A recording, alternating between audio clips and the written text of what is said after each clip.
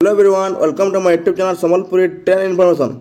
आई तक आम बरगढ़ नुआपड़ा के रेलवे लाइन हवा खूब शीघ्र रेलवे लाइन हवा गोटे पेपर बाहरी कागज पेपर लिखा है पढ़मी तार आगे मुझे कहबार चाहूँगे आम चैनल 24-25 दिन हेलान भिडियो मैंने बिल्कुल ना आसुदी क्या ना उठी मुझे गोटे अलग गोटे भिडियो एक्सट्रा गोटे भिडियो देमी जानी पार्बे।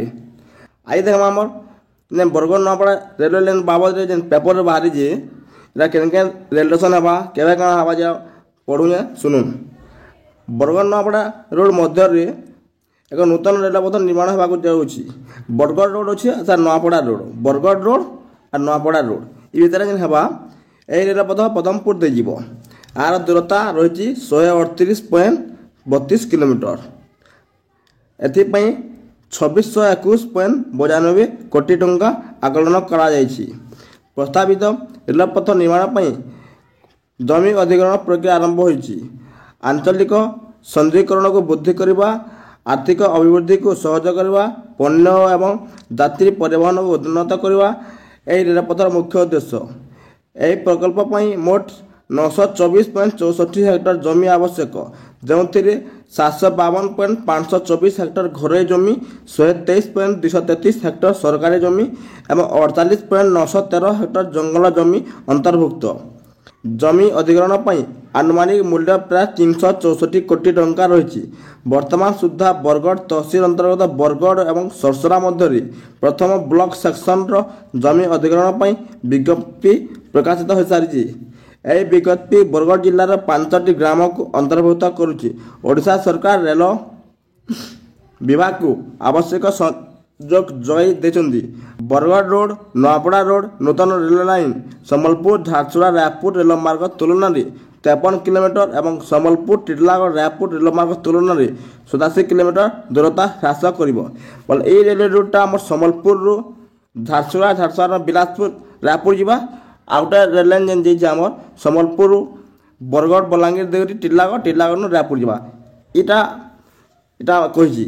आर आम जो रेल लाइन हवा बरगढ़ नुआपड़ा पदमपुर देवरी इन 87 किलोमीटर इटा कमी जा कही से शिल्प क्षेत्र वरदान साजिब कोयला लुहापथर इस्पात सीमेंट कृषिभित्तिक शिल्प और अन्य शिल्प सामग्री द्रुत परिवहन को सहज कर जहाँ बरगढ़ झारसुगुड़ा रायपुर एवं टिटलागढ़ शिल्पगुड़ी को लाभ पहुँचाइब।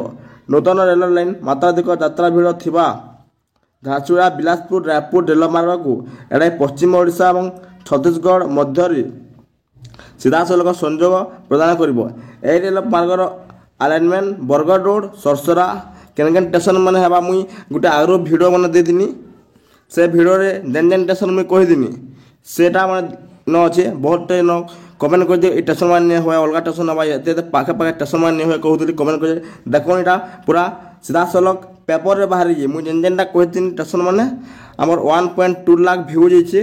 बरगढ़ नुआपड़ा रेल लाइन पूरा गूगल मैप देखे दिनी बोले से स्टेशन मैंने पेपर देखे देखुन। बरगढ़ रोड आरंभ हवा सरसरा स्टेशन हवा Dumberpali Vijaypur Badipali Dhauramunda Padampur Bhagatpur Majhipali Paimal road Bartunda Olajuba Nuapada road station रही। स्टेशन मैंने मुई पूरा गूगल मैप रे ही देखे देखे मुई भिडियो बन भिडियो छाड़ी आम चैनल जेन मैंने नुआ कर से भिडियो देखीदेवी। जमी अधिग्रहण प्रक्रिया चूड़ांत पर्यायर अच्छी बोली रेल विभाग पक्षर सूचना मिली। धौरामुंडा पदमपुर भगतपुर माझीपाली पाईमाल रोड बरतुंडा ओलाजुबा नुआपड़ा स्टेशन रही। जमी अधिग्रहण प्रक्रिया चूड़ांत पर्यायर अच्छी बोली रेल विभाग पक्षर सूचना मिली। एतकी आम पेपर बाहरी पदमपुर दे जीव रेल लाइन 2621.92 कोटी टंका अटकल आरंभ है जमी अधिग्रहण प्रक्रिया आरंभ जे आमर बरगढ़ सरसरा तो आरंभ हो जमी अधिग्रहण प्रक्रिया एते आमर पाखे अपडेट अच्छी जहाँ बर्तमान बरगढ़ नुआपड़ा रेल लाइन आगे आमर नुआ नुआ भिड मैंने एंता आसवा जेनटा गोटे आज पेपर आसला देखी दिन आपण जनईदेनी आम 20-25 दिन आन क्या भिडियो नहीं गोटे एक्सट्रा भिडियो आसवा बहुत जल्दी काली आड़े पलि आसवा क्या भिडियो नहीं होती जदि आम एंता भिडियो मैं देखबार के चाहूँ बोले आम चैनल के सब्सक्राइब करूँ लाइक करूँ कमेंट करूँ। Thank you.